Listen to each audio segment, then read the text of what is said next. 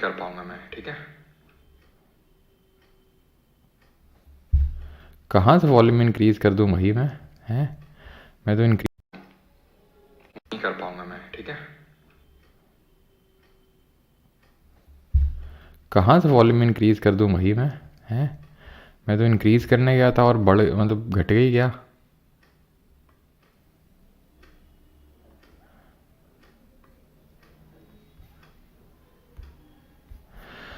चलो स्टार्ट करते हैं। एंड दैट इज़, आज हम लोग करने वाले हैं लोकल गवर्नमेंट, ठीक है। रिकॉर्डिंग स्टार्ट कर देता हूँ मैं।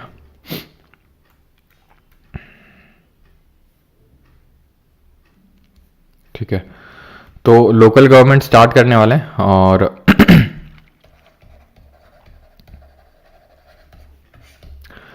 तो इंडिया में देखो, हमने अभी तक ये पढ़ा है कि एक अभी ठीक हुआ है, ओके नो ओके। अच्छा, मतलब वो जो मैंने कम किया उसको अगर मैं और कम करूँगा तो वॉइस शायद और बढ़ जाएगी, नहीं? चलो लास्ट लास्ट में करेंगे, ये हिट एंड ट्रायल खेलेंगे, अभी नहीं। तो सेंट्रल गवर्नमेंट पढ़ा था हम लोगों ने, है ना। सेंटर में, यूनियन में एक सेंट्रल गवर्नमेंट होती है, ठीक है। और उसके नीचे होती है हमारी स्टेट गवर्नमेंट। अब होता क्या है कि ये जो टू टीयर हमारा गवर्नमेंट का स्ट्रक्चर है, इसकी वजह से जो हमारे लोग हैं वो डायरेक्टली डिसीजन मेकिंग में पार्टिसिपेट नहीं कर पाते हैं। वो क्या करते हैं, वो अपने इलेक्टेड, जैसे यहाँ पर हम विधायक लोगों को भेजते हैं, यहाँ पर सांसद लोगों को भेजते हैं, ठीक है, चुन के डायरेक्टली और इनडायरेक्टली। लेकिन हम डायरेक्टली तो पॉलिसी या फिर डिसीजन मेकिंग में हिस्सा ले नहीं रहे हैं। जैसे स्विट्जरलैंड जैसी कंट्रीज में क्या होता है कि वहाँ पर कोई भी नीति आती, कोई भी बिल आता है, कोई भी पॉलिसी लानी होती तो डायरेक्टली लोगों से वोटिंग करवाई जाती है। उसको बोलते हैं डायरेक्ट डेमोक्रेसी। तो अब भाई जो लोकल लेवल के इश्यूज हैं, जैसे कि स्ट्रीट लाइट खराब हो गई है ना, सीवर का प्रॉब्लम है, पानी की टंकी मतलब फॉर एग्जांपल गांव में नहीं है, या फिर उसमें पानी गंदा आ रहा है, तो इस तरह के जो लोकल इश्यूज हैं, स्ट्रीट लाइट का प्रॉब्लम, तो ये सारे जो लोकल इश्यूज को देखने के लिए हमें एक वहां पर लोकल लेवल पे भी गवर्नमेंट चाहिए, जिसको बोलते हैं लोकल गवर्नमेंट। अब अगर ये गांव में बनती है ना, तो उसको हम रूरल लोकल गवर्नमेंट बोलते हैं, और इसको हम पंचायत के नाम से जानते हैं। और अगर शहरों में बनती है, दैट इज अर्बन एरिया में, तो इसको हम म्यूनिसिपैलिटी यानी कि नगर पालिका बोलते हैं, ठीक है। दोनों को हम पढ़ेंगे, बट बिफोर दैट कि था क्या ओरिजिनली, अगर हम बात करें तो ये लोकल गवर्नमेंट ओरिजिनली हमारे एज सच कॉन्स्टिट्यूशन का जस्टिसेबल पार्ट में नहीं था। कि भाई ऐसा नहीं था कि शुरू से ही ऐसा था कि भाई लोकल गवर्नमेंट सेटअप करना ही करना है। ओरिजिनली आर्टिकल नंबर किस आर्टिकल में बोला था, ये आप कमेंट में बताएंगे। किस आर्टिकल में बोला गया था? जो डीपीएसपी का एक आर्टिकल है कि भाई पंचायत के फॉर्मेशन को बढ़ावा देना है स्टेट को, ऐसा बोला गया था आर्टिकल नंबर 40 में। अब क्योंकि ये आर्टिकल 40 एक डीपीएसपी है तो ये नॉन जस्टिसेबल है, हाँ? या फिर हम बोल सकते हैं non unenforceable in a court of law. यानी ये मैंडेटरी नहीं था तब जब ये आपका डीपीएसपी में था, ठीक है, कि सारे स्टेट्स को इसको लागू करना ही करना है, पंचायत को। लेकिन एक सेकेंड, गले में काफी ज्यादा किचकिच हो रही। खैर, तो तभी नॉन एनफोर्सिएबल पार्ट में था। लेकिन अभी क्या है अरे यार क्या हो गया गले में, सॉरी। तो आर्टिकल 40 में जब ये था तो नॉन एनफोर्सिएबल था, यानी कोई मैंडेशन नहीं था कि हर राज्य को ये सेटअप करना ही करना है पंचायत। लेकिन उसके बाद कुछ कमिटीज फॉर्म की गई, जैसे कि बलवंत राय मेहता कमेटी, ठीक है, 1957 में। Ashok Mehta committee, GVK Rao committee, LM Singhvi committee, Thungon committee, Gadgil committee, इतनी सारी क्या है कमिटीज को फॉर्म किया गया ये एडवाइस करने के लिए कि इंडिया में पंचायती राज किस तरह से इंप्लीमेंट किया जाना चाहिए। तो सबसे पहले जो कमेटी बनती है वो बलवंत राय मेहता जी की चेयरमैनशिप में कमेटी बनती है इन द ईयर 1957, जिसने की रिकमेंड किया 3 tier 3 tier Panchayati Raj system को इसने रिकमेंड किया कि त्रिस्तरीय 3 स्तरीय जो है एक पंचायती राज व्यवस्था होनी चाहिए भारत में। ठीक है, 1959 में 1959 में 2 अक्टूबर 1959 को क्या होता है कि राजस्थान में सबसे पहले नागौर डिस्ट्रिक्ट में पंचायत के प्रोविजंस को लागू कर दिया जाता है। ठीक है, लेकिन याद रहे कि अभी भी ये आपका आर्टिकल 40 में ही है और अभी भी नॉन जस्टिसेबल पार्ट में अभी तक भी ऐसा कोई मैंडेशन नहीं है। वो तो राजस्थान ने अपने हिसाब से कर दिया। 2 अक्टूबर को ही क्यों किया? क्योंकि हमने पढ़ा था आर्टिकल 40 को हमने गांधीयन डीपीएसपी में रखा था। क्यों? क्योंकि गांधी जी लोकल गवर्नमेंट को प्रमोट करते थे, पंचायत के फॉर्मेशन को वो प्रमोट करते थे, तो इसलिए 2 अक्टूबर को इसको लागू किया गया राजस्थान के नागौर डिस्ट्रिक्ट में। फिर एक अशोक मेहता कमेटी बनी 20 साल बाद, यानी कि बलवंत राय मेहता कमेटी जब बनी थी उसके 20 साल बाद 1977 में और उसने रिकमेंड किया 2 टियर पंचायती राज सिस्टम। इसने रिकमेंड किया था, बलवंत राय मेहता कमेटी ने 3 टियर त्रिस्तरीय और अशोक मेहता कमेटी ने 2 टियर। याद रखेंगे अभी जो आईबी का एग्जाम हुआ था IBASAO को, उसमें पूछा गया था, मतलब पंचायत से बहुत सारे क्वेश्चंस पूछे गए थे और उनमें से एक ये भी क्वेश्चन था। ठीक है, कि भाई किसने क्या रिकमेंडेशन दिया था। तो Balwant Rai Mehta committee 3 tier Panchayati Raj system, Ashok Mehta 2 tier. GVK Rao ने बोला था कि he reviewed the working of the constitution in relation to the working of the panchayat and municipality. ठीक है, तो इन्होंने कॉन्स्टिट्यूशन की प्रेजेंट टाइम की, मतलब उस टाइम की वर्किंग देखी थी, भाई कॉन्स्टिट्यूशन में क्या प्रोविजन है जो पंचायत के फॉर्मेशन को लेके बात करते हैं। और LM सिंघवी कमेटी ने रिवाइटलाइजेशन ऑफ पंचायत की बात करी थी। It recommended that the Panchayati Raj institution should be constitutionally recognised, protected and preserved. इन्होंने बोला था कि कॉन्स्टिट्यूशनल रिकॉग्निशन मिलना चाहिए, मतलब कॉन्स्टिट्यूशन में भी इनको मेंशन करना चाहिए अलग से कहीं पे। आर्टिकल 40 में है वो तो ठीक है, लेकिन अलग से पार्ट होना चाहिए, आर्टिकल होने चाहिए with respect to the Panchayati राज। यानी कि इन्होंने किसकी बात करी थी? रिवाइटलाइजेशन। रिवाइटल GOG भर के, है कि नहीं? पहले हम लोग क्रिकेट देखते थे तो यही एडवर्टाइज खूब आता था रिवाइटल का ठीक है, तो revitalisation of Panchayati Raj institutions, PRIs। ठीक, फिर थोंगॉन कमेटी बनी 1988 में, गडगिल 1988 में, और फाइनली जाकर इसको कॉन्स्टिट्यूशनल स्टेटस मिल जाता है, कॉन्स्टिट्यूशनल रिकॉग्नाइज कर दिया जाता है through the 73rd amendment act of 1992। ये जो 73rd कॉन्स्टिट्यूशनल अमेंडमेंट था जो 1992 में हुआ था, ये लागू कब हुआ था? ये लागू हुआ था 24 अप्रैल 1993, 24 अप्रैल 1993 को ये लागू होता है। इसीलिए 24 अप्रैल को पंचायती राज दिवस मनाया जाता है। क्या मनाया जाता है? पंचायती राज दिवस के रूप में मनाया जाता है 24 अप्रैल को, क्योंकि इसी दिन ये लागू होता है। अब इस अमेंडमेंट ने क्या किया था? इस अमेंडमेंट ने पार्ट नंबर 9 संविधान में भाग 9 जोड़ा और यहां पर आर्टिकल्स जोड़े, आर्टिकल नंबर 243 से लेकर आर्टिकल 243O तक, 243A B C D से लेकर 243O तक। और इसने एक शेड्यूल जोड़ा हमारे कॉन्स्टिट्यूशन में, जिसके बारे में आपको पता है, जल्दी से आप बताएंगे कौन सी अनुसूची जोड़ी? ये जोड़ी इसमें 11th शेड्यूल, 11वीं अनुसूची जोड़ी। और इसमें टोटल कितने फंक्शनल मैटर्स थे? कितने फंक्शनल मैटर्स हैं का मतलब है कि भाई पंचायत को पावर मिल रखे हैं। जैसे अगर मैं बात करूं तो जो ये लोकल सेल्फ गवर्नमेंट है ये जो लोकल गवर्नमेंट है ये आपका एक स्टेट लिस्ट का सब्जेक्ट है ना? क्योंकि ये स्टेट लिस्ट का सब्जेक्ट है तो अभी हम देखेंगे स्टेट का जो लेजिस्लेचर, उसको काफी पावर दी गई है लोकल गवर्नमेंट के एस्टैब्लिशमेंट को लेके। तो अब होता क्या है कि जैसे हम यूनियन लिस्ट पढ़ते हैं 7 शेड्यूल में, कि यूनियन लिस्ट में सब्जेक्ट्स मेंशन है कि भाई इन सब्जेक्ट पे देश का पार्लियामेंट लॉ बना सकता है, स्टेट लिस्ट के सब्जेक्ट में स्टेट का लेजिस्लेचर बना सकता है। ऐसे ही ये हमारे 29 फंक्शनल मैटर्स हैं। ठीक है, ऐसे ही हमारे टोटल 29 फंक्शनल मैटर्स हैं, 29 फंक्शनल आइटम्स हैं जिसको कि लेके पावर मिली हुई है पंचायत को कि भाई स्ट्रीट लाइट हो गई है ना, सीवर हो गया, पानी की टंकी हो गई, पॉन्ड हो गया यानी तालाब हो गया, खेत खलिहान हो गए। तो ये सब ये लिखे हुए हैं 29 फंक्शनल आइटम जिसको लेके पावर है किसको? पंचायत को। ठीक है, अभी हम क्या करने वाले हैं, यहां तक आई होप किसी कोई डाउट नहीं होगा, कुछ क्वेरी नहीं होगी। अगर होगा तो जल्दी से पूछ लेंगे, नहीं तो हम अभी आगे बढ़ते हैं और हम एक एक करके आर्टिकल्स को देखने वाले हैं और इसमें जो क्या कॉन्स्टिट्यूशनल प्रोविजंस हैं वो देखने वाले हैं। ठीक है हाँ, 11वीं अनुसूची में है ये आपका। ठीक है, और कभी कभी ये क्वेश्चन पूछ लेता है कि जब 73rd अमेंडमेंट हुआ था तो इस टाइम पे किसकी गवर्नमेंट थी, तो वैसे तो कांग्रेस की गवर्नमेंट थी। पहले देखो राजीव गांधी जी के टाइम पे ये बिल लाया जाता है पार्लियामेंट में, पास नहीं हो पाता है। देन 1979 में लाया जाता है, ये वीपी सिंह के टाइम पे उनकी सरकार थी, तो तब भी नहीं हो पाता है। लेकिन जब पीवी नरसिम्हा राव जी थे, ठीक है, ये भी कांग्रेस सही थे राजीव गांधी जी की डेथ के बाद बने थे ये, तो पीवी नरसिम्हा राव, ठीक है, ये कौन थे उस समय, प्राइम मिनिस्टर थे जब ये एक्ट आपका पास होता है।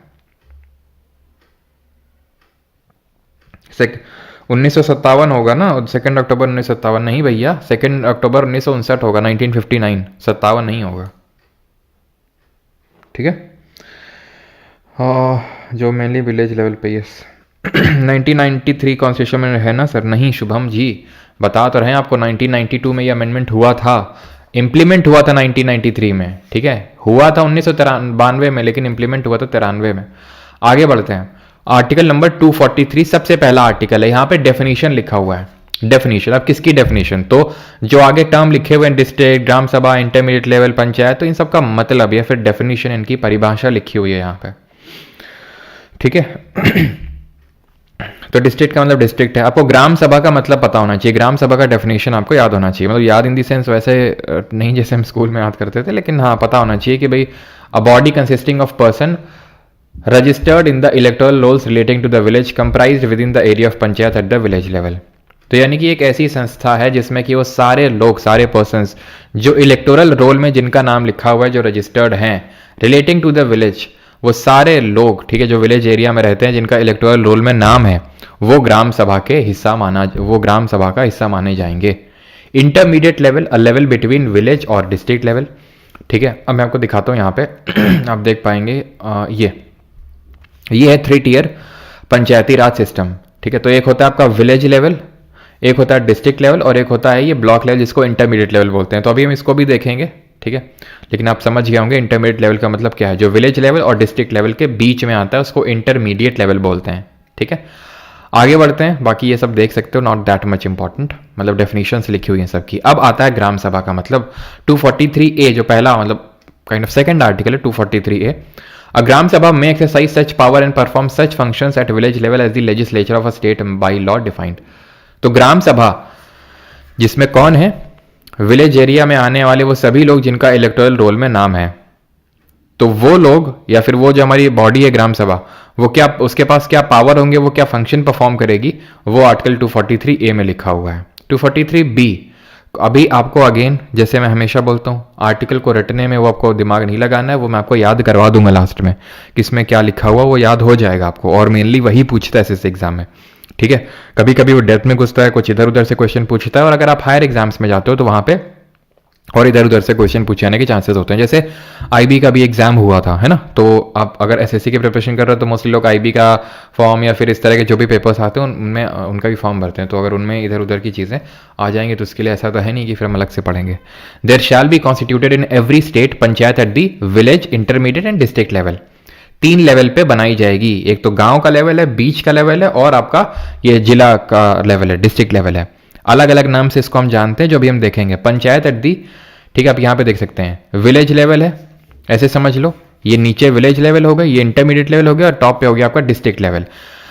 विलेज लेवल कोई ग्राम पंचायत बोल देते हैं, ब्लॉक लेवल कोई पंचायत समिति बोल देते हैं, और डिस्ट्रिक्ट लेवल कोई जिला परिषद बोल देते हैं। नाम बस अलग हो जाता है, विलेज लेवल को ग्राम पंचायत, ब्लॉक लेवल को पंचायत समिति और डिस्ट्रिक्ट लेवल को जिला परिषद बोल देते हैं। अब ये जो ग्राम पंचायत है इसमें आता है ग्राम सभा, ठीक है, ग्राम पंचायत और न्याय पंचायत। ये आपको याद करने की जरूरत नहीं है, बस 3 टियर याद रखिएगा, विलेज, ब्लॉक और डिस्ट्रिक्ट। ब्लॉक बीच का है, ठीक है, विलेज को ग्राम पंचायत, ब्लॉक को पंचायत समिति और जिला परिषद बोलते हैं डिस्ट्रिक्ट लेवल को। Panchayat at the intermediate level, this point is important, कि may not be constituted in a state having a population not exceeding 20 lakh. कोई किसी राज्य में अगर जनसंख्या 20 लाख से अगर ज्यादा नहीं है, ठीक है, तो उसमें अगर 20 लाख से कम है घुमा फिरा के, तो उसमें ब्लॉक लेवल, जिसको कि हम इंटरमीडिएट लेवल भी बोल रहे हैं, ठीक है, इसी को ही तो हम इंटरमीडिएट लेवल बोल रहे हैं। तो ये बनाना जरूरी नहीं है, बना सकते हैं लेकिन जरूरी नहीं है। यानी कि ऐसे स्टेट्स जहां की पॉपुलेशन 2 मिलियन से कम है, वहां पे 2 टियर पंचायती राज सिस्टम भी चलेगा, ठीक। 243C, सी से आप कॉम्पोजिशन याद कर सकते हैं यहां पर, ठीक है, याद करना है वैसे तो मैं आपको लास्ट में याद कराऊंगा कैसे याद करना है। चलो अभी ना याद करते चलें, क्यों लास्ट के लिए छोड़ें। तो बी से ऐसे याद कर लो, बनना। ठीक है, कॉन्स्टिट्यूशन किस तरह से बन रही है पंचायत, तो पंचायत 3 स्तर में बन रही है, बी से बन रही है। ठीक है, ए से असेंबली, असेंबली मतलब सभा, तो ग्राम सभा के बारे में दिया है। सी से कॉम्पोजिशन। ठीक है, तो लेजिस्लेचर ऑफ अ स्टेट में by law make provision with respect to the composition of panchayat. इसका मतलब यह है कि जो राज्य का विधानमंडल है वो डिसाइड करेगा कि पंचायत का कॉम्पोजिशन किस तरह से होगा, एक्चुअल कॉम्पोजिशन। यानी कि वहां पे ये जब आपसे क्वेश्चन पूछेगा तो वो क्या करेगा, स्टेटमेंट में लेजिस्लेचर ऑफ अ स्टेट की जगह पार्लियामेंट लिख देगा। द पार्लियामेंट में बाई लॉ मेक प्रोविजंस, तो आपको पता होना चाहिए नहीं लेजिस्लेचर ऑफ द स्टेट। क्यों? क्योंकि लोकल अभी हमने देखा जो ये हमारा लोकल बॉडीज हैं ये it is a state subject, ये स्टेट लिस्ट का सब्जेक्ट है इसलिए। All the seats in a panchayat shall be filled by person chosen by direct election, जितनी भी सीट हैं वो डायरेक्ट इलेक्शन के थ्रू ही भरी जाएंगी from territorial constituencies in that panchayat area. लेकिन जो चेयरमैन चुना जाएगा, ठीक है, जो चेयरमैन चुना जाएगा ध्यान रखना कौन से लेवल पे हमारा, एक तो विलेज लेवल है, एक इंटरमीडिएट लेवल है और एक हमारा डिस्ट्रिक्ट लेवल है।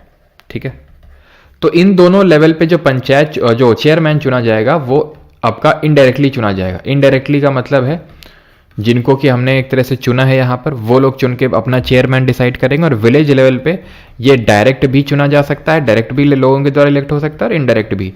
ये डिटरमाइन करेगा कौन, वहाँ का स्टेट लेजिस्लेचर, कि भाई किस तरह से विलेज लेवल पे होगा। अब आते हैं डी, इसमें रिजर्वेशन ऑफ सीट है। इसको कैसे, चलो वो तो अभी याद करेंगे कैसे याद करना है। तो याद ऐसे कर सकते हैं कि डी से हम दलित याद कर सकते हैं, और दलित को क्या मिला हुआ है, रिजर्वेशन मिला हुआ है, आरक्षण मिला हुआ है। तो seats shall be reserve for एससीज एंड एसटीज, इनके पॉपुलेशन के प्रपोर्शन में, in proportion of their population. जैसे आप सुनते होंगे कि इस बार हरिजन सीट आई है तो कोई जनरल कैटेगरी का कोई बंदा खड़ा नहीं हो सकता है उस केस में, तो वो यही है। ठीक है, इन प्रपोर्शन ऑफ देयर पॉपुलेशन, तो उनकी जो जनसंख्या है एससी एसटीज की, तो उसके अपनी जनसंख्या के हिसाब से उनको वहां पर रिजर्वेशन दिया जाएगा एससी एसटी कम्युनिटी को। दूसरा प्रोविजन है not less than 1/3 of the total number of seat shell be reserve for women, यानी कि 1/3 सीट्स वुमेन के लिए रिजर्व होंगी। एससी एसटी और विमेन के लिए रिजर्वेशन यहाँ पर प्रोविजन, एससी एसटी को उनके पॉपुलेशन के प्रोपोर्शन में और विमेन को 1/3 जो है सीट रिजर्व करी जाएंगी। और ये रिजर्वेशन चेयरमैन लेवल पर भी जाएगा।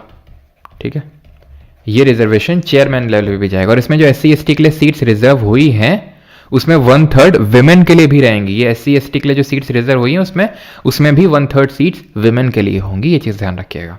तो डी से दलित दलित रिजर्वेशन। ठीक है, इन नटशेल ये ध्यान रखना है आपको। ई पे आते हैं 243 ई, जो बात करता है ड्यूरेशन ऑफ पंचायत। यहां तक किसी कोई डाउट तो नहीं, कुछ क्वेरी तो नहीं है? आई थिंक होगा तो नहीं, अगर कुछ है तो बता सकते हैं। सर जीके जीएस को अपने वश में कैसे करें? बेटा अभी एक मंत्र बताएंगे, वो सुबह शाम जो है उसका उच्चारण करना है, नाम जप करना है, तुरंत सब कुछ प्राप्ति होगी। 243 ई, ड्यूरेशन ऑफ पंचायत, गठन। ये जो पंचायत है तो कितने टाइम के लिए गठन होगा इसका? Every panchayat unless sooner dissolved under any law for the time being in force shall continue for 5 years from the date appointed for its first meeting and no longer, यानी 5 साल के लिए पंचायत का गठन किया जाता है। ड्यूरेशन कितना होता है? 5 years का। क्लियर है?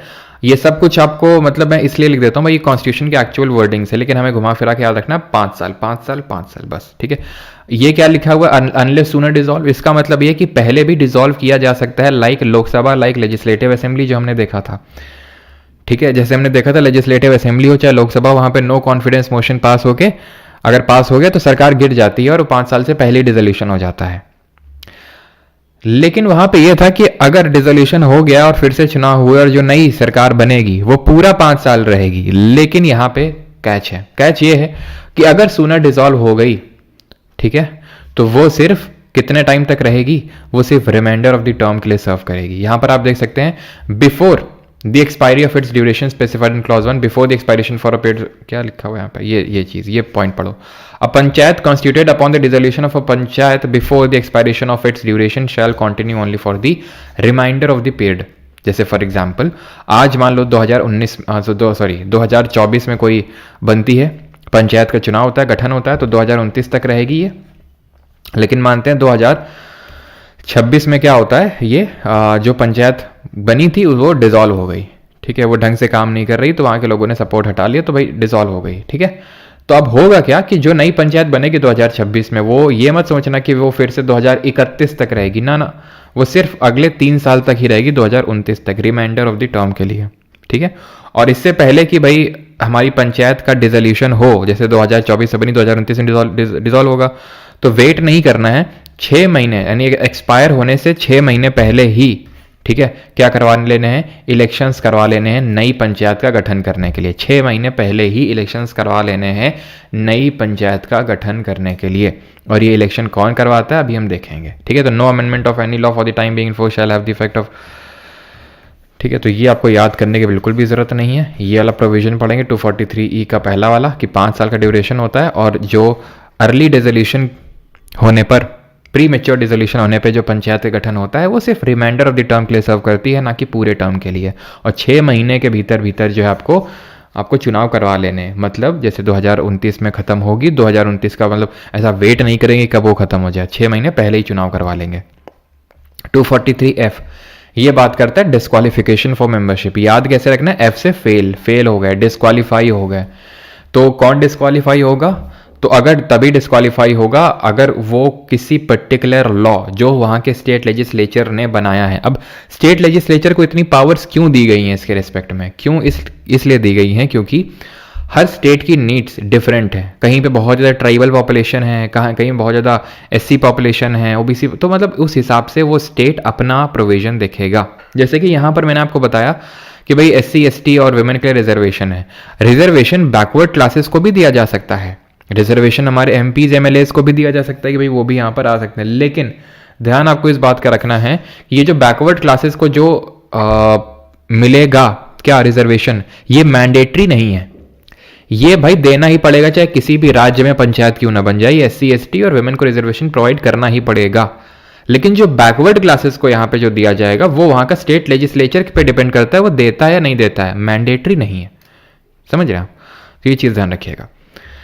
तो अगर कोई लॉ बनाया वहाँ के स्टेट लेजिस्लेचर ने तो डिस्क्वालीफाई हो जाएंगे, और 21 की उम्र पूरी नहीं हुई है तो डिस्क्वालीफाई हो जाएंगे, यानी कि 21 साल की उम्र होनी चाहिए आपको पंचायत का चुनाव लड़ने के लिए। If he so disqualified under any law, वही सेम चीज़ जो मैंने आपको बताई। The preparation of plans for economic development and social justice, तो ये क्या है, सॉरी 243G पे आ चुके हैं हम। जी का मतलब क्या है, इसमें लिखा हुआ है पावर, अथॉरिटी और रिस्पॉन्सिबिलिटी जो पंचायत को दी गई है। याद कैसे रखेंगे, जी से गोली याद कर लेंगे, गोली खाते ही क्या आ गई, पावर आ गई। पावर आएगी तो अथॉरिटी भी आएगी आपके उसमें, और authority with great power comes great responsibility also, है कि नहीं। तो फिर इकोनॉमिक डेवलपमेंट और सोशल जस्टिस करने के लिए वहाँ पे विलेज लेवल पे इकोनॉमिक डेवलपमेंट करने का जो है जिम्मा पंचायत को दिया जाता है। द इम्प्लीमेंटेशन ऑफ स्कीम्स, काफ़ी सारी हमारी सेंट्रल गवर्नमेंट स्टेट गवर्नमेंट की स्कीम चलती हैं, उनको ग्रास रूट लेवल पे इम्प्लीमेंट, यानी पंचायत लेवल पे, विलेज लेवल पे इम्प्लीमेंट करने का काम होता है पंचायत का, for economic development and social justice, ठीक है, in relation to the matters listed in the 11th schedule. तो हमारे वो कौन से मैटर्स हैं, 29 फंक्शनल मैटर्स हैं, ठीक है। लेजिस्लेचर ऑफ अ स्टेट में बाई लॉ, तो यहाँ एच से क्या है, एच से है आपका power to impose tax by funds of the panchayat. H से आप ऐसे याद कर सकते हैं, हाउस टैक्स, हाउस और टैक्स। तो भाई लेजिस्लेचर में authorise a panchayat to levy, collect and appropriate such taxes, duties, tolls and fees in accordance with such procedure and subject to such limits. तो ध्यान रखना है कि वहाँ का जो स्टेट लेजिस्लेचर है पंचायत को ये पावर दे सकता है कि वो टैक्स लगा सकता है और टैक्स कलेक्ट कर सकता है। जैसे फॉर एग्जाम्पल गाड़ी वाला आया घर से, कचड़ा निकाल, ठीक है, तो गाड़ी वाला क्या करता है भाई, वो फीस कलेक्ट करता है कि नहीं। अब तो नहीं, तुम्हारे यहाँ करता है कि नहीं करता है, भाई हमारे यहाँ तो करता है, शायद कितना याद नहीं है, कितना 100 रुपये लेता है महीने का, ऐसा कुछ होता है ना। तुम लोग क्या लेता है क्या, तुम लोग क्या लेता है, मेरे यहाँ तो 100 रुपये लेता है शायद महीने का, और पर्ची देता है। पिछली बार पर्ची नहीं दी थी, बहुत लड़ा था मैं मतलब लड़ाई वड़ाई नहीं करी थी, मतलब बोल देते कि भाई यार पर्ची तो दे यार, 100 रुपये दे रहे हैं। Assigned to a panchayat such taxes, duties, tolls and fees levied and collected by the state government for such purposes and subject to such condition and limit। ये सब याद करने की ज़रूरत नहीं है, ठीक है, बस वो याद कर लो कि भाई पावर दिया जा सकता है। 50 रुपये लगता है मंथली, अच्छा नहीं लेता है गाड़ी वाला, नो फ्री है, अच्छा 50 रुपये लेता है, पता नहीं 50 या 100 ऐसे ही कुछ लेता है, याद नहीं यार मुझे गजनी वाला सिस्टम चल रहा है ना आजकल चलो तो provide for making such grant in aid to the panchayat from the, तो भाई कितना पैसा कहाँ से ये आएगा वो सारी चीज़ें C F consolidated fund of state से, ठीक है। Assign to panchayat such taxes duties toll service, ये सब छोड़ दो, ठीक है, इंपॉर्टेंट नहीं है। आगे बढ़ते हैं 243 आई क्या है, इसमें लिखा हुआ है कि भाई एक फाइनेंस कमीशन का गठन किया जाएगा जो स्टेट का फाइनेंस कमीशन होगा, वो ये सारी चीज़ें रिकमेंड करेगा कि ये जो कंसोलिडेटेड फंड ऑफ स्टेट है उससे कितना पैसा पंचायत को दिया जाना चाहिए। तो आई से याद कर लो इनकम, और इनकम का मतलब होता है फाइनेंसेस, है कि नहीं, इनकम का मतलब होता है फाइनेंसेस। तो आई से इनकम और इनकम से finance, finance commission of state का गठन किया जाएगा। वो भाई वहाँ का जो स्टेट लेजिस्लेचर है जो डिटरमाइन करेगा कि भाई जो कंसोलिडेटेड फंड ऑफ स्टेट है, यानी कि जो राज्य का क्या बोलेंगे उसको, कंसोलिडेटेड फंड को, तो वहाँ से कितना पैसा पंचायत को मिलेगा वो डिटरमाइन करेगा। जे में दिया हुआ है audit of account of panchayat, तो जो भी पंचायत का अकाउंट होगा उसकी ऑडिटिंग करी जाएगी। ऑडिट का मतलब ये है कि कितना पैसा आया, कितना पैसा पहुंचा, भाई कहीं पे घपलाबाजी तो नहीं हो गई, तो ये सारी चीज़ें, ठीक है। और उसको लेके लॉ कौन बनाएगा, अगेन द स्टेट लेजिस्लेचर। याद कैसे रखेंगे, जे से जांच याद कर लेंगे, जांच का मतलब इंग्लिश में क्या होता है, ऑडिट। के 243 के में इलेक्शंस के बारे में लिखा हुआ है, elections to the panchayat. All elections to the panchayat shall be vested in a state election commission consisting of state election commissioner to be appointed by governor, यानी कि जो चुनाव करवाता है पंचायत के, ना सिर्फ पंचायत के बल्कि अभी हम नगर पालिका देखेंगे, म्यूनिसिपैलिटी, तो उनके भी चुनाव स्टेट का इलेक्शन कमीशन करवाता है, राज्य का चुनाव आयोग करवाता है। द कंडीशन ऑफ सर्विस, और बाकी जो हमारा इलेक्शन कमीशन ऑफ इंडिया है उसके बारे में कल पढ़ेंगे कॉन्स्टिट्यूशन बॉडीज़ वाले लेक्चर में, जिसमें कि इलेक्शन कमीशन, कैग के बारे में, अटॉर्नी जनरल तो पढ़ ही चुके हैं, फाइनेंस कमीशन के बारे में पढ़ेंगे हम, वहाँ पे यूपीएससी, स्टेट पीएससी, ठीक है, इन सब के बारे में कल हम लोग पढ़ने वाले हैं। कल का लेक्चर भी काफ़ी इंपॉर्टेंट रहेगा, लास्ट रहेगा हमारा, ठीक है। तो state election commission commissioner to be appointed by governor, तो इसकी नियुक्ति कौन करेगा स्टेट इलेक्शन कमिश्नर की, राज्यपाल करेगा। यहाँ पे प्रेसिडेंट का कोई रोल नहीं है, पार्लियामेंट का कोई रोल नहीं है, यहाँ पर स्टेट लेजिस्लेचर और गवर्नर का रोल है। The condition of service and tenure of office of the state election commissioner shall be such as the governor में डिटरमाइन, यानी कि कंडीशन ऑफ सर्विस क्या होगी, ठीक है, कंडीशन ऑफ सर्विस क्या रहेंगी, और ऑफिस का जो भी सारी चीज़ें हैं वो कौन देखेगा कि भाई कैसा क्या मतलब टेन्योर रहेगा ऑफिस का, कितने टाइम के लिए रहेंगे, वो सारा काम देखने का डिसाइड करेंगे हमारे राज्यपाल जी, दैट इज गवर्नर। तो आर्टिकल 243 के तक हो गया। आगे बढ़ते हैं, अगला हमारा एल, ठीक है, application to union territories. It states that the provision of Part 9 of the Constitution which deals with the panchayat shall apply to union territories with certain modification, यानी ज्यों का त्यों अप्लाई नहीं हो जाएंगे पार्ट नंबर जो हमारे 9 के प्रोविजन है यूनियन टेरिटरीज में, विद सर्टेन मॉडिफिकेशंस होंगे।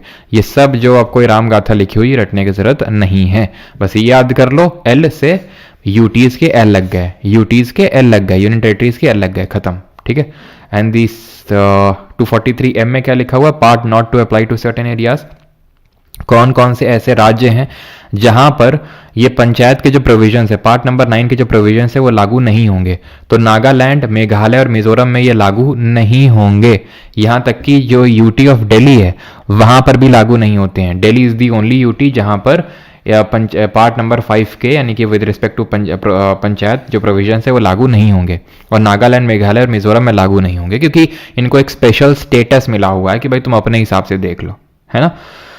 और जो हिल एरियाज हैं कहाँ के, मणिपुर के, for which state council exist under any law. तो वहाँ पर क्या है कि हमें पता है कि ऑटोनोमस, मैंने आपको बताया था जब 6 शेड्यूल पढ़ रहे थे, 5th शेड्यूल और 6th शेड्यूल पढ़ाया था मैंने आपको, ठीक है, 5वीं अनुसूची और 6वीं अनुसूची। तो 6वीं अनुसूची मैंने आपको बताया था कि भाई ये अपना ट्राइबल एडवाइजरी काउंसिल सेटअप करते हैं। मणिपुर नहीं है 6th शेड्यूल में, हमें पता है, इसके पास खुद की वैसे एक डिस्ट्रिक्ट काउंसिल है जो वहाँ की सारी चीज़ों को लेकर डिसीजन लेता है, ठीक है। तो वहां पर पंचायत के प्रोविजंस को इसीलिए लागू नहीं किया गया। नागालैंड, मेघालय और मिजोरम और कुछ हिल एरियाज हैं मणिपुर के, और Delhi is the only UT जहां पे पंचायत के प्रोविजंस लागू नहीं होते हैं। The second last article, continuance of existing laws in panchayat. तो ये आर्टिकल ये बोलता है कि जब हमारा 73rd अमेंडमेंट लागू हुआ था तो उससे पहले लोकल गवर्नमेंट को लेके जो भी रूल्स और वगैरह ये सब एग्जिस्ट कर रहे थे वो चलते रहेंगे जब तक कि उनको रिजेक्ट ना किया जाए, ठीक है। shall continue till the expiration of their duration unless sooner dissolved by a resolution passed to that effect by legislative assembly। जब तक कि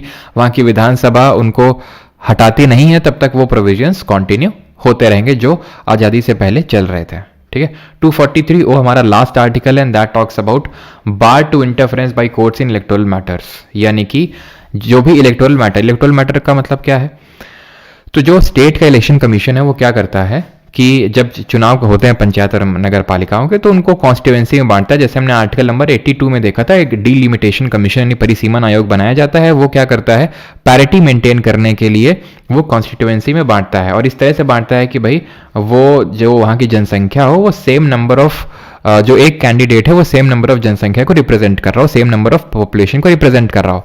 वही चीज़ यहाँ पर भी इंश्योर की जाती है जो स्टेट इलेक्शन कमीशन अपना इंश्योर करता है कॉन्स्टिट्यूएंसी बना के। तो वो यहाँ पे लिखा हुआ है, जिस तरह से आर्टिकल 82 में मैंने आपको बताया था कि डीलिमिटेशन कमीशन के मामले में कोर्ट इंक्वायर नहीं कर सकता है, कोर्ट इंक्वायरी नहीं कर सकता है, वैसे यहाँ पर भी कोर्ट को यहाँ पर मतलब कोर्ट को यहाँ पर इंटरफेरेंस करने से मना कर दिया गया है जो भी इलेक्टोरल मैटर्स है उनमें। ठीक है, क्लियर है यहाँ तक सभी को? तो यहाँ पर तक हमारे आर्टिकल्स हो जाते हैं खत्म। अब किसी का यहाँ तक कोई डाउट हो तो जल्दी से पूछ लो। कोर्ट इंटरफेयर नहीं कर सकते हैं। यस, डिलिमिटेशन कमीशन 4 बार बनता, 52, 63, 73 एंड 2002। ट्रिक और करा दो, आज की क्लास खत्म मतलब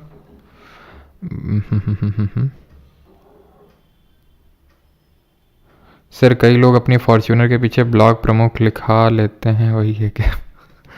ब्लॉक प्रमुख जो है म्यूनिसिपैलिटी में होता है, ठीक है। जो ब्लॉक प्रमुख होता है वो म्यूनिसिपैलिटी यानी कि नगर पालिका में होता है, ठीक है। और अगर हम बात करें पंचायत लेवल पे, तो पंचायत में जो पंचायत समिति होती है ना, जो बीच वाला इंटरमीडिएट, उसी को बोलते हैं, उसको भी बोलते हैं ब्लॉक प्रमुख।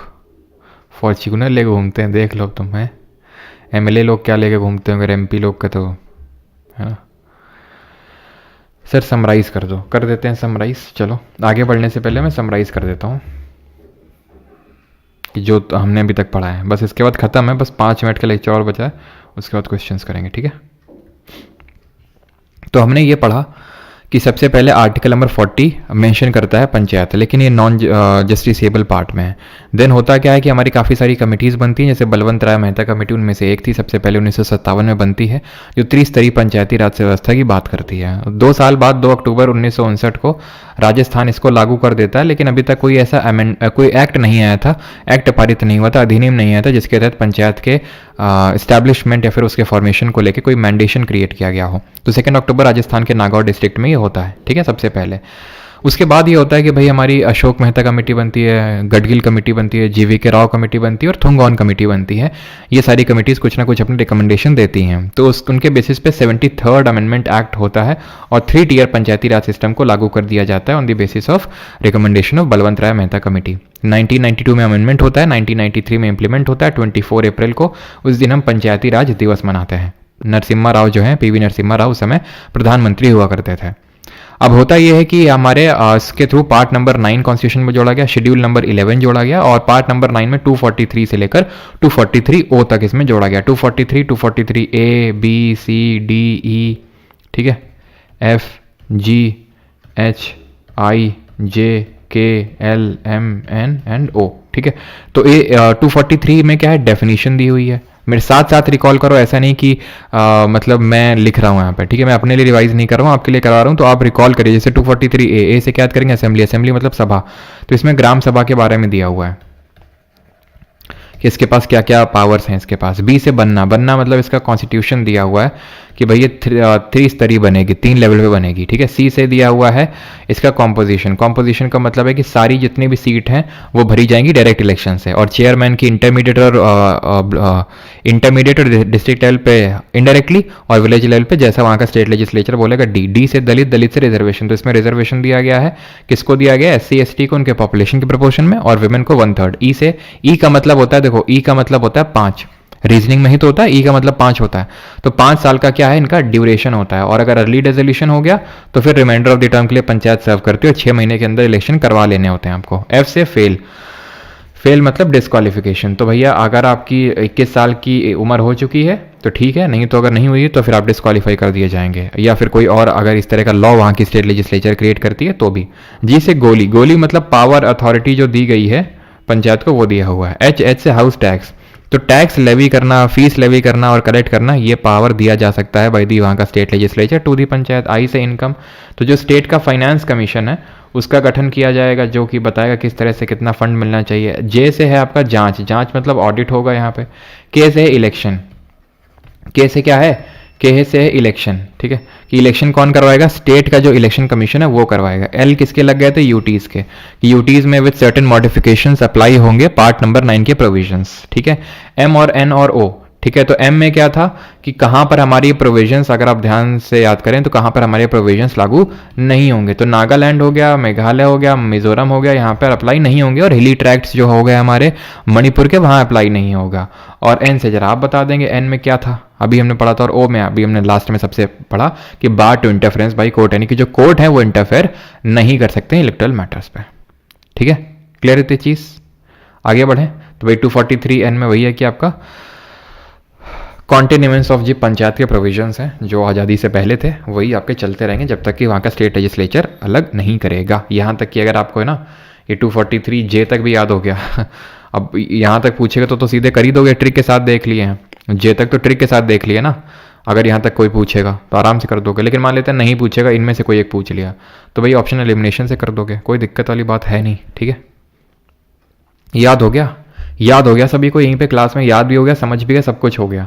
अब हम थोड़ा सा ये देख लेते हैं कि है क्या, कि जो हमारे 5th शेड्यूल एरियाज़ हैं वहाँ पे डायरेक्टली देखो, नागालैंड और ये जो मिजोरम मेघालय मैंने आपको बताया था यहाँ तो इम्प्लीमेंट ही नहीं होते हैं, लेकिन जो हमारे 5th शेड्यूल एरियाज़ हैं, कुछ एरियाज़ हैं जहाँ पर अप्लाई तो होते हैं लेकिन विद सर्टेन मॉडिफिकेशन अप्लाई होते हैं। तो एक्चुअली एक कमेटी बनाई गई थी, भूरिया कमेटी, तो भूरिया कमेटी ने रिकमेंड किया था कि भाई हम डायरेक्टली अप्लाई ना करें पंचायत के प्रोविजंस को इन एरियाज़ में, जो 5वीं अनुसूची में एरियाज़ हैं, इनको कुछ मॉडिफाई करके यहाँ पर हम वो करते हैं। तो भाई इन मॉडिफिकेशंस मतलब इसके लिए एक एक्ट लाया गया जिसको हम बोलते हैं पेसा एक्ट।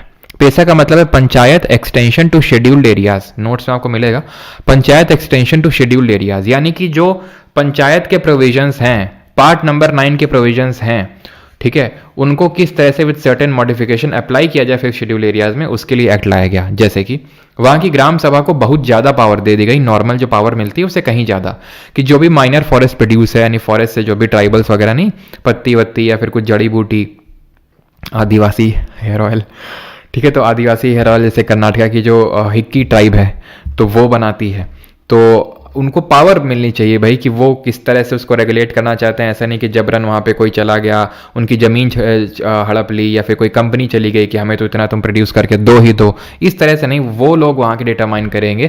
तो मतलब उनको बहुत पावर दी गई है। और रिजर्वेशन को लेके भी पता है बहुत ज़्यादा पावर्स हैं, मतलब ऐसे समझ लो कि हाँ, चेयरमैन लेवल पे तो सारी ही सीट रिजर्व होनी चाहिए SC ST के, सॉरी ट्राइबल्स के लिए, SC भी नहीं, ट्राइबल्स ST के लिए चेयरमैन की सारी सीट जो है रिजर्व होनी चाहिए ट्राइबल्स के लिए। तो इतने मतलब मॉडिफिकेशंस किए गए हैं पार्ट नंबर 9 में, ज्यों कहते हैं अप्लाई नहीं हो जाते हैं, विद सर्टेन मॉडिफिकेशन होते हैं। बस आपको याद रखना 1996 में आया था, 5th शेड्यूल एरियाज में इसको इंप्लीमेंट करने के लिए लाया गया भूरिया कमेटी के रिकमेंडेशन पे। It conferred absolute power to gram sabha to ensure tribal self rule, यानी कि ट्राइबल्स को एक वो चीज़ रहे कि हाँ यार मतलब गवर्नमेंट फालतू में दखलंदाजी नहीं कर रही है, जैसा हम चाहते हैं वैसा कर रही है, ठीक है। फिर भी विरोध तो होता ही है भाई ट्राइबल्स। अब हम और आप मिलके देखेंगे म्यूनिसिपैलिटीज और गड्ढे को भरवाएंगे, ठीक है, नहीं तो फिर अरे भाई भाई भाई भाई भाई देखिए भाई नगर पालिका के बारे में, ठीक है। तो एक टाइम था जब ये बंदा और एक वो कि ठंड बहुत पड़ रही है, बावजूद इसके आपको लाइनों में खड़ा होना पड़ रहा है, क्या कहना चाहेंगे एक वो बंदा था, एक ये काफ़ी ट्रेंड किए थे, आई थिंक 2018 के टाइम पे, नहीं 2017-18 के टाइम पे। तो म्यूनिसिपैलिटी नगर पालिका तो नगर पालिका जो है, जिस तरह से हमारी पंचायत के बारे में पढ़ा वो रूरल लोकल गवर्नमेंट थी, ये होती है हमारी अर्बन लोकल गवर्नमेंट। जितना कि हमने पंचायत के बारे में डिटेल में पढ़ा उतना हमें यहाँ नहीं पढ़ना है क्योंकि क्वेश्चंस नहीं पूछे आते हैं ज़्यादा। म्यूनिसिपैलिटी में एक तो ये पता होना चाहिए अर्बन लोकल गवर्नमेंट होती है, और इसको हमने 74th कॉन्स्टिट्यूशनल अमेंडमेंट से इंप्लीमेंट किया था, ठीक है, 74वां संविधान संशोधन, ये भी 1992 में ही हुआ था, ठीक है, एक ही साथ दोनों हुए थे, 73rd और 74th। इसने क्या किया था, शेड्यूल नंबर कौन सा जोड़ा था, 12th जोड़ा था हमारे कॉन्स्टिट्यूशन, और इसमें कितने फंक्शनल मैटर्स मैंने आपको पढ़ाए थे। और ये जो 74th कॉन्स्टिट्यूशनल अमेंडमेंट है, इसने पार्ट नंबर 9A को जोड़ा, ठीक है। 73rd अमेंडमेंट ने भाग 9 यानी कि पार्ट 9 को जोड़ा था, इसने पार्ट नंबर 9A। वहां पर 243 से लेकर 243O तक था, यहां पर 243P से लेकर 243ZG तक दिया हुआ है पार्ट नंबर 9A में, नगर पालिका के बारे में, ठीक है। और इसमें हमने 18 फंक्शनल आइटम्स पढ़े थे या फिर 18 फंक्शनल मैटर्स पढ़े थे, वही स्ट्रीट लाइट हो गया, रोड्स हो गए, है ना, सीवर, 18 फंक्शनल मैटर्स, लाइब्रेरी हो गई, तो ये सब इसमें दिया हुआ है, ठीक है, 18 फंक्शनल मैटर्स पे। तो पार्ट ये मतलब एकदम रट्टा मार लेना, पार्ट में कौन सा है, अमेंडमेंट कौन सा है और आर्टिकल कहाँ से कहाँ तक है, 243P से लेके 243ZG तक। हमें एक एक आर्टिकल याद नहीं करना है इसमें, जैसे कि हमने पंचायत में याद किया था, सिर्फ बेसिक थोड़ा सा समझना है इसमें। तो देश की जो पहली म्यूनिसिपल कॉरपोरेशन है उसको स्टैब्लिश किया गया था, सेटअप किया गया था, ठीक है। पहली एक तरह से हम बोल सकते हैं नगर निगम को सेटअप किया गया था, कब 1688 के टाइम पे मद्रास में, ठीक है। 1870 में लॉर्ड मेयो जो उस टाइम पे वॉइस रॉय थे इंडिया में, तो वो एक रेजोल्यूशन लाते हैं फाइनेंशियल डिसेंट्रलाइजेशन। फाइनेंशियल डिसेंट्रलाइजेशन का मतलब ये हो गया कि भाई क्या बोलेंगे इसको, वित्तीय विकेंद्रीकरण, कि किस तरह से जो पैसा है टॉप लेवल पे उसको डिसेंट्रलाइज करना है। अब भाई जैसे हमारी ये जो लोकल गवर्नमेंट है ये एक डिसेंट्रलाइजेशन का एक जीता जागता उदाहरण है। डिसेंट्रलाइजेशन सेंट्रलाइजेशन का उल्टा है। सेंट्रलाइजेशन का मतलब है कि धीरे धीरे जो पावर है वो एक जो टॉप लेवल की ब्यूरोक्रेसी है, जो गवर्नमेंट है, उसी में ही वो कॉन्स्टिट्यूटेड है, ठीक है। डिसेंट्रलाइजेशन का मतलब यह है कि वो जो पावर है वो उसको नीचे भी पहुंचाया जा रहा है, ग्रास रूट लेवल तक, इसका मतलब होता है डिसेंट्रलाइजेशन, ठीक है। तो फाइनेंशियल डिसेंट्रलाइजेशन की सबसे पहले बात 1870 में लॉर्ड मेयो ने करी थी, और रिपन एक रेजोल्यूशन लाए थे 1882 में, जिसको कि Magna carta of local self government बोलते हैं। वो लोकल सेल्फ गवर्नमेंट को लेकर एक रेजोल्यूशन, एक प्रस्ताव लाए थे, और क्योंकि ये सबसे पहले प्रस्ताव लाए थे इसलिए रिपन जी को, ठीक है, हम father of local self government बोलते हैं, ठीक है। अभी जब हम हिस्ट्री पढ़ेंगे तो आपको समझ में आएगा क्यों मैं रिपन जी बोल रहा हूं, ठीक है। Father of local self government, क्योंकि इन्होंने लोकल सेल्फ गवर्नमेंट के लिए और in to be specific in general India के लिए काफ़ी अच्छी चीज़ें करी इन्होंने, ठीक है, लॉर्ड रिपन ने। तो रिपन रेजोल्यूशन लाए, तो जिसको हम Magna carta of local self government बोलते हैं। तो 3 पॉइंट याद रहेंगे। मद्रास में आया था, फाइनेंशियल डिसेंट्रलाइजेशन को लेकर रेजोल्यूशन मेयो लाए थे, और रिपन जो है इनको father of local self government के नाम से जानते हैं, ठीक है। और जो रेजोल्यूशन लाए थे उसको Magna carta of local self government. अब जो हमारी अर्बन लोकल गवर्नमेंट होती हैं वो टोटल 8 प्रकार की होती हैं। म्यूनिसिपल कॉर्पोरेशन होती है, म्यूनिसिपैलिटी होती है, नोटिफाइड एरिया कमेटी होती है, कंटोनमेंट बोर्ड होते हैं, टाउनशिप होती है, टाउन एरिया कमेटी होती है, पोर्ट ट्रस्ट होते हैं, स्पेशल पर्पस एजेंसी। होता क्या है कि शहरों में अलग अलग रिक्वायरमेंट होती है। जैसे जहाँ पर मिलिट्री रह रही है मान लो, ठीक है, तो उसको हम कंटोनमेंट एरिया बोलते हैं। तो अगर मिलिट्री रह रही है और कंटोनमेंट एरिया है वो, तो वहाँ पर सिविलियंस का एडमिनिस्ट्रेशन किस तरह से किया जाएगा वो कंटोनमेंट बोर्ड डिसाइड करेगा। कंटोनमेंट बोर्ड वहाँ बनाया जाएगा जहाँ पर मिलिट्री रह रही होगी, तो वहाँ पर सिविलियन कैसे, उनका कैसा एडमिनिस्ट्रेशन होगा, तो वो कंटोनमेंट बोर्ड। कहीं पे पोर्ट है, ठीक है, कहीं पे बंदरगाह है, तो वहां पर सिविलियंस का कैसा क्या होगा, तो उसके लिए पोर्ट ट्रस्ट बनाया गया है। किसी स्पेशल पर्पस के लिए स्पेशल पर्पस एजेंसी बनाई जाती है। तो इस तरह की हमारी 8 तरह की लोकल अर्बन गवर्नमेंट होती हैं। अगर हम इन टू बी स्पेसिफिक म्यूनिसिपैलिटीज की बात करें तो ये भी 3 तरह की होती हैं। म्यूनिसिपैलिटी होती हैं, ये 3 टाइप्स की होती हैं, ध्यान रखिएगा, ठीक है। म्यूनिसिपैलिटी जो देखने को मिलती हैं, एक तो नगर पंचायत और म्यूनिसिपल काउंसिल और म्यूनिसिपल कॉर्पोरेशन। जो बड़ा अर्बन एरिया होता है, बहुत बड़ा अर्बन एरिया है, तो वहाँ पर म्यूनिसिपल कॉर्पोरेशन होता है। जो एक छोटा सा अर्बन एरिया है, शहरी इलाका है, तो वहाँ पर म्यूनिसिपल काउंसिल होती है। और ट्रांजिशनल एरिया का मतलब है जहाँ पर रूरल और अर्बन के बीच में ट्रांजिशन है, तो उसको हम बोलते हैं, वहाँ पर होती है नगर पंचायत।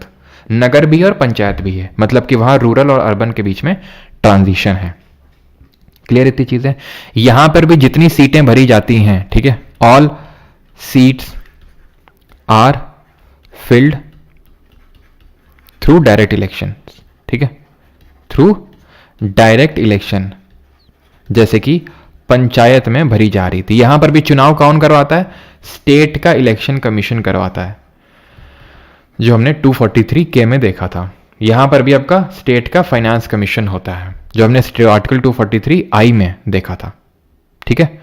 तो यहां पर हमारा लेक्चर होता है खत्म। अभी हम क्वेश्चंस करेंगे जो इस पर्टिकुलर टॉपिक पर पूछे गए हैं। पहला question, which part of the constitution deals with the panchayat. कौन सा पार्ट है जो पंचायत से, रेलवेज का एक क्लास होगा रितेश कुमार, ठीक है, एक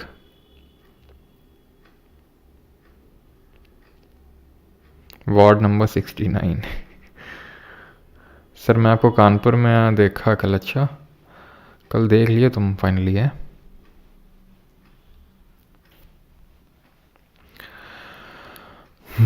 पॉलिटी के कितने लेक्चर होंगे? एक और होगा कल, ठीक है। और एक एक्ट वाला कल तो कॉन्स्टिट्यूशन बॉडीज़ होगा, एक एक्ट के लिए बचेगा, नहीं होगा तो उसको ऐप में कर लेंगे, ठीक है, बिकॉज सैटरडे संडे को निट्टो होना है। तो which part of the constitution deals with the panchayat? Part 10, 9, 8, 7 या फिर 4? तो हमें पता है पार्ट नंबर 9।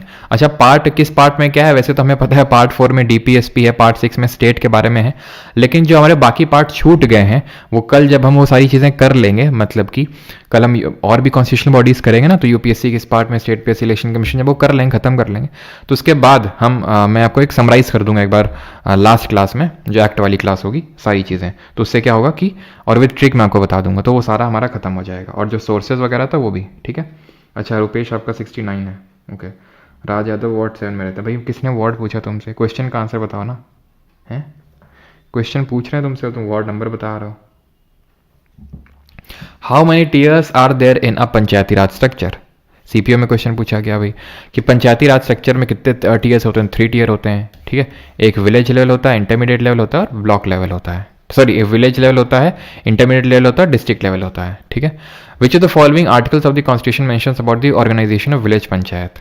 हाँ, तो कौन सा आर्टिकल है? 36 है? नहीं। 36 में क्या दिया हुआ जरा बताएंगे? 31 है? नहीं। इसमें क्या दिया हुआ है? 38 में क्या दिया हुआ है? आंसर होगा ऑप्शन नंबर बी 40। 36 में दिया हुआ है यहाँ पर स्टेट की डेफिनेशन। 37 में क्या दिया हुआ है कि डीपीएसपी नॉन जस्टिसेबल है। 31 में क्या दिया हुआ है? 31 में एक्चुअल में इसको रिपील किया कर दिया जा चुका है, जो कि पहले राइट टू प्रॉपर्टी था, और अभी आपको पता है वो आपका एक लीगल राइट हो चुका है। और 38 में जब हम बात करते हैं तो क्या दिया हुआ है इसमें कि वेलफेयर स्टेट बनाना है, जो कि पहले से ही कॉन्स्टिट्यूशन में लिखा हुआ था। देन बाय अमेंडमेंट इसमें एक और चीज़ ऐड करी गई, and that was to minimise inequality in income status facility and opportunity. Comment करके बताएंगे ये जो मिनिमाइज करना इनइक्वालिटी वाला, इसको किस अमेंडमेंट से जोड़ा गया था? 73rd amendment provided a constitutional status to the urban local bodies. Yes, सही है। बिल्कुल गलत है। क्यों? क्योंकि 73rd अमेंडमेंट ने अर्बन लोकल बॉडीज नहीं, रूरल लोकल बॉडीज को कॉन्स्टिट्यूशनल स्टेटस दिया था। 74th ने अर्बन लोकल बॉडीज को दिया था। अर्बन लोकल बॉडीज मतलब म्यूनिसिपैलिटी, रूरल मतलब पंचायत। तो पहला वाला अगर गलत हो गया तो इसको हटा देंगे हम लोग यहाँ से, ठीक है। ये आपका और हाँ, अब कुछ लोग बोल रहे हैं यूपीएससी के क्वेश्चन सर आज नहीं लिए हैं, बीच में इंक्लूड हैं। ये आपका यूपीएससी का क्वेश्चन है जो आप यहाँ पर कर रहे हैं, ठीक है। फिर अभी आगे सीडीएस, सीएपीएफ और ये सब के क्वेश्चन हैं, लिख रखा है मैंने, तो मिक्स कर दिया आज सब, ठीक है। तो ये तो होगा नहीं। Panchayat extension to scheduled areas act, वही जो 1996 का है, extend the provision of panchayat to the tribal areas of the 12 states, ठीक है। तो एक्चुअल में ये जो शेड्यूल्ड एरियाज है वहाँ पर ये इनको वो जो है एक्सटेंड करता है। National Panchayati Raj day celebrated in on April 24th। तो यहाँ पर आंसर हो जाएगा ऑप्शन नंबर डी 3 ओनली। अब यहाँ पर कमिटी और उसने क्या रिकमेंड किया था वो यहाँ पर लिखा हुआ है। तो अगर आप एक भी पकड़ पाएंगे, ये क्वेश्चन IBACIO में जो हुआ था उसमें पूछा गया था, तो यहाँ पर अगर आप एक भी ध्यान से पकड़ पाएंगे तो वो कर पाएंगे। SSC MTS के स्कैम के बारे में क्या बताना भाई? चलो, तो अगर हम बताएं तो अगर हम देखें तो अशोक मेहता कमेटी ने 2 टीयर पंचायती राज सिस्टम के बारे में बताया था। तो नहीं, A का 3 होगा, खत्म हो गया। A का 3 सिर्फ एक ही में है ना। वैसे तो हमने ये भी देखा था, ये भी देखा था, लेकिन आप अशोक मेहता कमेटी से भी इसको एलिमिनेट कर सकते थे। The constitution of India contains no provision for the constitution. ये CAPF 2021 में क्वेश्चन पूछा गया। इन एवरी स्टेट फॉर, तो constitution of India contains no provision for the constitution of, देखो नगर पंचायत भी थी, म्यूनिसिपल काउंसिल थी और म्यूनिसिपल कॉर्पोरेशन थी। मैं आपको दिखाता हूँ, एक सेकेंड। देखिए, नगर पंचायत है, municipal council, municipal corporation. Municipal corporation कहाँ के लिए? जो एक बड़ा अर्बन एरिया है। म्यूनिसिपल काउंसिल कहाँ? जो छोटा अर्बन एरिया है। और नगर पंचायत कहाँ पर? जो एक ट्रांजिशनल एरिया है। अर्बन पंचायत करके हमने कुछ नहीं देखा था, नगर पंचायत था वो। CAPF में क्वेश्चन पूछा गया, दैट इज कि कौन सा आर्टिकल है जो सीट्स रिजर्व करता है SC ST के लिए, उनके पॉपुलेशन के प्रपोर्शन में सीट रिजर्व होती हैं। और यहाँ पर भी SC ST को जैसे ने बताया उनके प्रपोर्शन ऑफ देयर पॉपुलेशन, और वेमेन के लिए सीट रिजर्व होती हैं 1/3, ठीक है। तो ये किस आर्टिकल में ये पूछ रहा है आपसे? आर्टिकल पूछ रहा है यहाँ पर, तो ये ध्यान रखना, ये 243 T में है ना। 243 से लेकर 243 O तक में है आपका पंचायत, और 243 P से लेकर ZG तक है आपका म्यूनिसिपैलिटी। तो उसमें 243 T में रिजर्वेशन के बारे में दिया हुआ है T, ठीक है। Which of the following statement is or are correct, कौन सा सही है? Election to the panchayat are conducted by state election commission. State election commissioner is appointed by the chief election commissioner of India. The state legislature have the power to make laws on all matter relating to the panchayat elections. ये बात सही है ना, कि पंचायत और नगर पालिकाओं के चुनाव स्टेट इलेक्शन कमीशन करवाता है. पहला अगर सही है तो ये तो होगा नहीं. State election commissioner is appointed by chief election commissioner of India, बिल्कुल गलत है. हमने देखा था कि इसकी अपॉइंटमेंट कौन करता है? गवर्नर यानी कि राज्यपाल करता है, ना कि chief election commissioner of India. तो दूसरा वाला गलत होगा. अगर दूसरा गलत होगा तो ये गया आपका और ये गया, अपने आप तीसरा सही हो गया, अपने आप ही सही हो गया वो. ठीक है, कि सारे मैटर्स को लेके स्टेट लेजिस्लेचर ही लॉ बनाता है, वहां का राज्य विधानमंडल. Which of the following statements about the Panchayati Raj system are correct. ये भी आपका ये सीडीएस का क्वेश्चन है आपका. ठीक है, all seats in panchayat are filled by person chosen by direct election. सारी सीटें जो भरी जाती हैं वो डायरेक्ट इलेक्शन के थ्रू, बिल्कुल सही है. चेयरमैन के लिए मैंने अलग बताया था, बाकी ऑल सीट जो होती हैं वो आपकी डायरेक्ट इलेक्शन से होती हैं. ग्राम सभा consist of person registered in the village electoral role, बिल्कुल सही है. जितने भी लोग विलेज इलेक्टोरल रोल में हैं वो सब होंगे. Chairperson of panchayat is elected in accordance with the law pass by each state. ठीक है, तो वो वहां के स्टेट ने जो लॉ पास कर रखा है उसके हिसाब से चेयरमैन को वहां के जो विलेज लेवल है उसमें इलेक्ट किया जाएगा. All state in India have a 3 tier Panchayati Raj system. ये गलत होगा, क्योंकि हमें पता है कि सारे राज्यों में 3 टियर पंचायती राज सिस्टम नहीं है. वो स्टेट जहां की पॉपुलेशन कितने से कम है, 2 मिलियन, 20 लाख से कम है, वहां पर इंटरमीडिएट लेवल की जरूरत नहीं है. मतलब ऐसा जरूरी नहीं कि वहां पे रखना ही नहीं है. अगर वो चाहता है स्टेट तो वो इंटरमीडिएट लेवल को हटा सकता है और 2 टियर भी इंप्लीमेंट कर सकता है, लेकिन तभी अगर वहां की पॉपुलेशन यानी जनसंख्या 2 मिलियन से कम है तभी. Under which article of constitution has provision been made for the reservation of seats for women. CDS में पूछा गया रिजर्वेशन फॉर विमेन. अब रिजर्वेशन बी से हमने याद किया था बनना का मतलब है कि गठन किस तरह से होगा, कॉन्स्टिट्यूशन किस तरह से होगा पंचायत का. सी से ठीक है कॉन्स्टिट्यूशन. सी से हमने पढ़ा था कॉम्पोजिशन किस तरह से होगा. ठीक है, इसमें तो हमने पढ़ा था कि भाई 3 टियर पंचायती राज सिस्टम, और कॉम्पोजिशन में पढ़ा था कि भी all seats will be filled through direct election और वो सारी चीजें. डी से दलित और दलित से रिजर्वेशन इस तरह से. ई का मतलब होता है 5 और 5 साल का क्या होता है ड्यूरेशन, तो इसमें ड्यूरेशन दिया हुआ है. तो ये सब में याद करते रहना, रिकॉल करते रहना बार बार. सीडीएस में क्वेश्चन पूछा गया which of the following statements about the panchayat in India as per the constitution is or correct. There is a provision for reservation of seats for the एससीज एंड एसटीज. एससी एसटी के लिए reservation का provision है, बिल्कुल है यार. किस article में? अभी हमने देखा, जल्दी से बताइए. Panchayat are not authorise to collect taxes. अब याद करो ना, आर्टिकल 243 एच हाउस टैक्स करके याद किए थे, उसमें था ना कि पंचायत को ऑथराइज मतलब दिया जा सकते हैं power to levy the or levy and collect the taxes or to levy the fine जो फीस होती है. तो ये वाला गलत हो जाएगा और ये वाला सही हो जाएगा, ऑप्शन नंबर ए. और ये किसमें है? 243 डी में. अगला है 11th, ये आपका सिविल सर्विसेज. इसी बार का जो पेपर हुआ है सिविल सर्विसेज का, उसी में क्वेश्चन पूछा गया है. प्रगति सिंह राजपूत, स्वाति सिंह, प्रियंका परी चौहान, अभिषेक, सुष्मिता आर, रेखा मीना, मनीषा रावत, संजना सिंह, अंजलि, प्रतीक्षा, अभिषेक, रितेश. भाई बाकी लोग भी आंसर दीजिए, सिर्फ कुछ ही नाम क्यों दिखते हैं यहाँ पे? सर यूपीएससी सीएससी के लिए भी एक वीडियो बना दीजिए प्रिपरेशन के लिए. पहले भाई एसएससी कर लें फिर यूपीएससी भी कर लेंगे. Power of municipality are given in the part number 9A. बिल्कुल सही है, part 9 panchayat, part number 9A municipality. Emergency power ये तो यार मैं पढ़ा चुका हूँ, पार्ट नंबर 18 में दिया हुआ है. आर्टिकल बताइए जल्दी से. और जो हमारा कॉन्स्टिट्यूशनल अमेंडमेंट के जो प्रोविजन है पार्ट नंबर 20. देख रहे हैं? नहीं देख रहे हैं आप आईएएस बन चुके हैं, बधाई हो.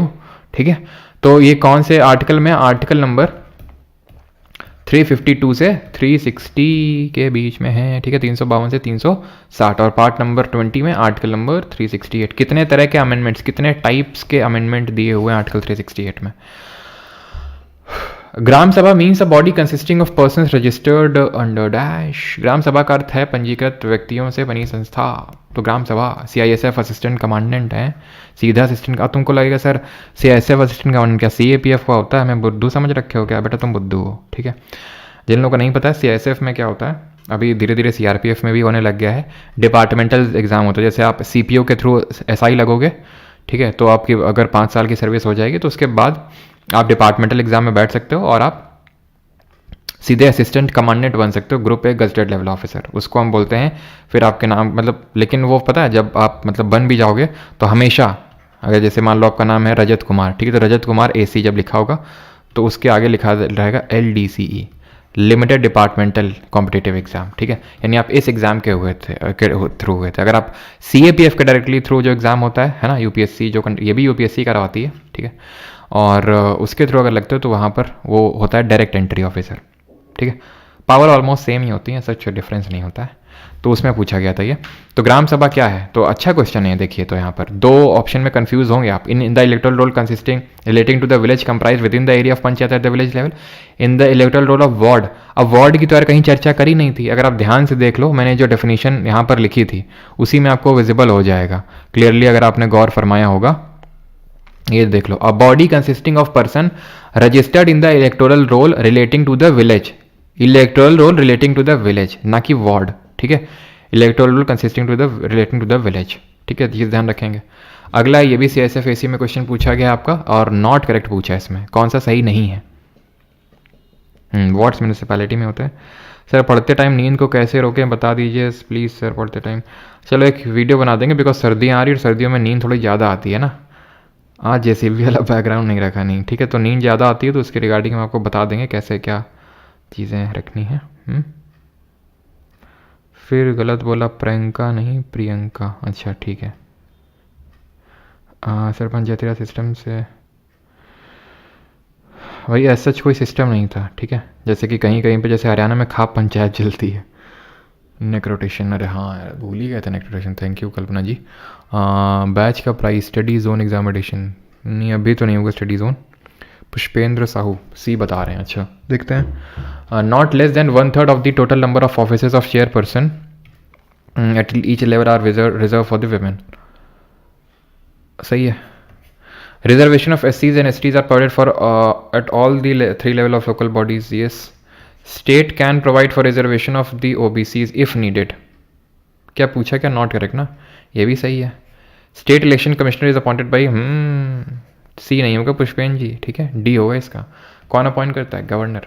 इफ नीडेड, हमने आपको क्या बताया था कि रिजर्वेशन बताया था कि नहीं बताया था, SC ST को होता है, वुमेन को होता है, वो मैंडेटरी है। बैकवर्ड क्लासेस को रिजर्वेशन वो दे सकता है वहां का स्टेट लेजिस्लेचर अगर चाहे तो, इफ नीडेड, है ना, तो सही है।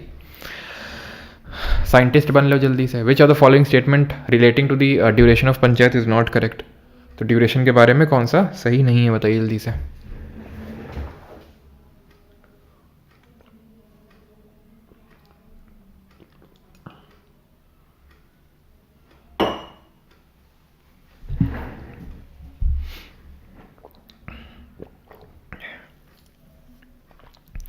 Every panchayat shell continue for 6 years, ये तो शुरू होने से पहले ही खत्म हो गया, ठीक है। IB के एग्जाम में पूछा गया which of the following is or are correct about the panchayat समिति।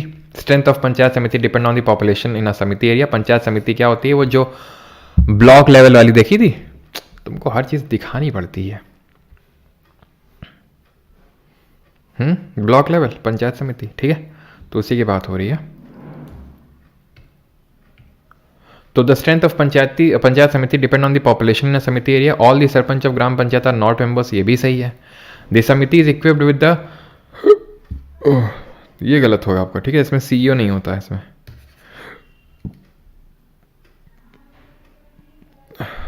विच of the following committees was or were set up by the government for the local bodies in India. कौन सी कमेटी को सेटअप किया गया था, तो हमने देखा था सबसे पहले बलवंत राय मेहता कमेटी बनी थी, फिर अशोक मेहता कमेटी बनी थी, तो option number B। Khusro committee तो मैंने आपको पढ़ाया नहीं भैया। 10 में पढ़ने का वीडियो कब दोगे कार्तिक मिश्रा, पहले ये वीडियो कर लें फिर दे देंगे वाला भी वीडियो। प्रेरणा पांडे सर डॉक्टर, हाँ डॉक्टर को दिखाया तो लेकिन डॉक्टर ठीक नहीं कर पा रहा है। अभी पता चला है कि पतंजलि योग आश्रम है हरिद्वार में, तो वहाँ पे ठीक कर देते हैं। ठीक इन दी सेंस कि हफ्ते भर रुकना पड़ता है और वहाँ पे कुछ फिजियोथेरेपी के सेशन वगैरह होते हैं, योगा करवाते हैं, ठीक कर देते हैं। सोच रहे थे चले जाएं, लेकिन फिर याद आया कि तुम लोग कोई क्लास कौन लेगा है। No Panchayati Raj institution at all, कहाँ पर नहीं है, तो हमने देखा था नागालैंड में नहीं है ना, Nagaland, Mizoram and Meghalaya. Consider the following functions of local government of India. Ensuring safe and continuous water supply, electricity आ रही कि नहीं आ रही है, और लाइब्रेरी वगैरह मेंटेन हो रही है, रीडिंग रूम, ये सारा चीज़ देखने का काम होता है किसका, हमारे अर्बन लोकल गवर्नमेंट का, ठीक है। तो एक सेकेंड,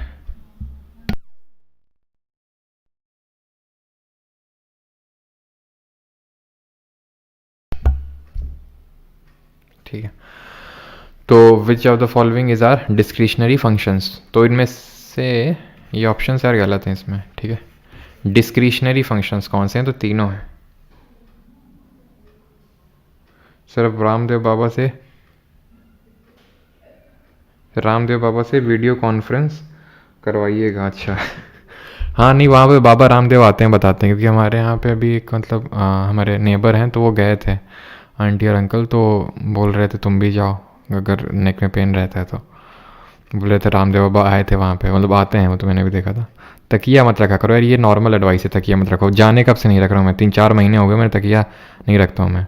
एक टॉवल रख लेता हूँ, थोड़ा सा बस इंक्लिनेशन मिल जाए, ठीक है।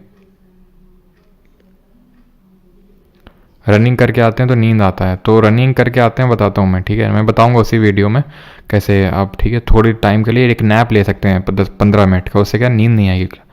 पहले आप सब पढ़ाई तो होती रहेगी, अच्छा सब मैटर हो गया क्या, आज आवाज़ आ रही है। अबे तुम लोग को सब कुछ सुनाई दे जाता है क्या, हैं? इधर उधर की आवाज़ें सारी तुम लोग को सुनाई देती है ना, क्यों? और अभी हम मेरी वॉइस को बोलते हो लो आ रही है। 243 K of the constitution related to the which of the following, तो 243 के इलेक्शन के बारे में, ड्यूरेशन आपका ई में है, डिस्क्वालिफिकेशन फेल हो गया एफ में है, रिजर्वेशन आपका डी में, इलेक्शन के में, तो आंसर हो जाएगा election to the panchayat, option number D. अच्छा एक क्वेश्चन और कर लो, इनकरेक्ट कौन सा है इसमें, about the salient feature of the 73rd amendment, the act correspond to the part 3 of the constitution, तो ये 73rd अमेंडमेंट आपका पार्ट नंबर 3 में बिल्कुल गलत है, तो पार्ट नंबर 9 में है, ठीक है। ये आपका सीपीओ में क्वेश्चन पूछा गया था, ये आपका पार्ट नंबर 9 में आता है, ठीक है।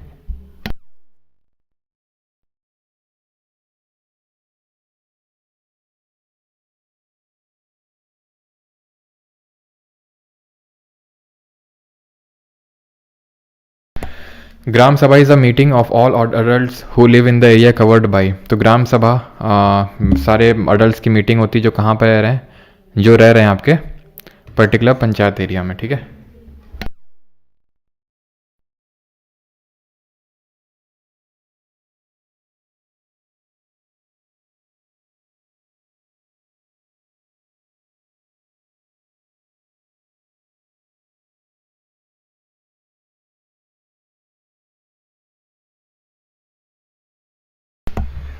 हाँ, the elections to the Panchayati Raj institutions are conducted by the dash, तो कौन करवाता है पंचायती राज के, ये स्टेट के इलेक्शन कमीशन करवाता है। The election to constitute a panchayat should be completed before the expiration of how, मतलब कितने महीने पहले इलेक्शंस करवा लेने हैं, तो हमने पढ़ा था कि 6 महीने पहले ही इलेक्शंस करवा लेने हैं। If the state government dissolve the Panchayati Raj institution before the end of the 5-year term, fresh election should be ordinarily be held with in, again वही 6 मंथ 6 महीने पहले ही चुनाव करवा लेने हैं। अब panchayat continues for how many, ठीक है एकदम, ठीक है देख रहे हो ख़त्म सवाल है। 73rd अमेंडमेंट, ये आपके फेज 12 अभी इसी बार साल पूछा गया। 73rd amendment 1992 makes provision for a 3-tier Panchayati Raj system for all state, the state having population above, तो 3 tier बनाना है, कहाँ पर बनाना है, जहाँ पर 2 मिलियन से ज़्यादा है पॉपुलेशन, 20 लाख से ज़्यादा है, 20 लाख से कम है तो 2 tier में ही काम चल जाएगा, ठीक है। आपका SSC quiz group PYQ based है क्या, मॉक बेस्ड? पीवाईक्यू बेस्ड है, ठीक है, पीवाईक्यू बेस्ड है वो पूरी तरह से, ठीक है। Provision related to municipality are mention in which part, municipality part 6 state, part 5 union, part 12 पढ़े नहीं अभी, पार्ट 9A, ठीक है।